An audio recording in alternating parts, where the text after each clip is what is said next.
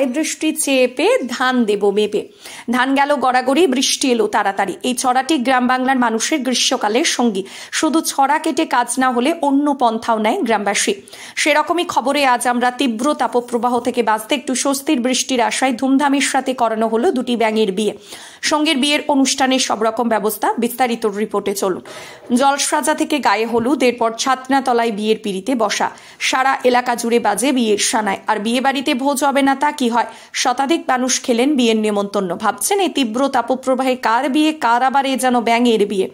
নদিয়ার শান্তিপুর থানার মোড় সংলগ্ন 5 নম্বর ওয়ার্ডের দেশবন্ধু কলোনি এলাকায় গতকাল রাতে ধুমধামের সাথে করানো হলো ব্যাঙের বিয়ে।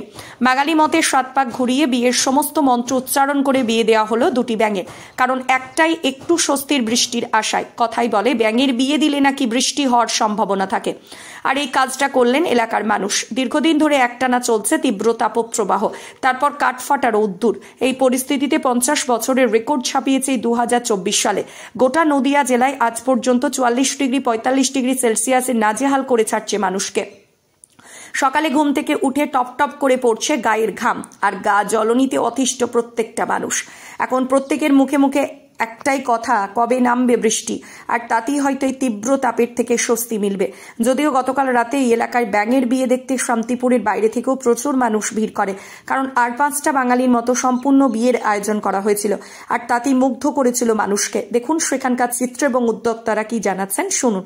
ব্যুরো রিপোর্ট, বাংলার প্রতি।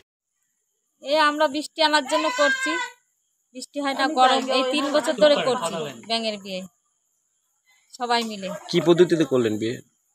ব্যাঙের বিয়েটা কিভাবে দিলেন? একদম হিন্দু? হ্যাঁ, হিন্দু সব যেরকম বিয়ে হয় সেরকম ব্রাহ্মণ এনে, ঠাকুরমশাই এনে বিয়ে দেওয়া হয়েছে। জল সারলাম, সবাই বাড়ি বাড়ি গেলাম, গায়ে হলুদ হলো। বিয়ে যেরকম নিয়ম হয় সেরকম নিয়ম মেনে হলো বিয়ে। লোকজন খাওয়া দাওয়ার ব্যবস্থা করেছে? হ্যাঁ, লোকজন খাওয়া দাওয়ার ব্যবস্থা আছে। কত লোক খাওয়া দাওয়া করছে? 400। কি কি খাওয়াবে? কি কি খাওয়াচ্ছেন? খিচুড়ি, আলুর দম, পায়েস, চাটনি।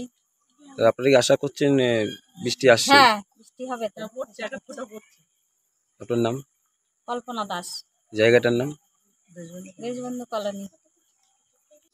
ঠাকুরমশাই, যেটা বলছিলাম এই ব্যাঙের বিয়ে, হ্যাঁ, কি কি বিষয় যদি বলেন। ব্যাঙের বিষয় হচ্ছে বৃষ্টি হচ্ছে না বলে ব্যাঙের বিয়ে দেয়া হচ্ছে। বৃষ্টি হবার লেগে, যাতে বৃষ্টি হয়।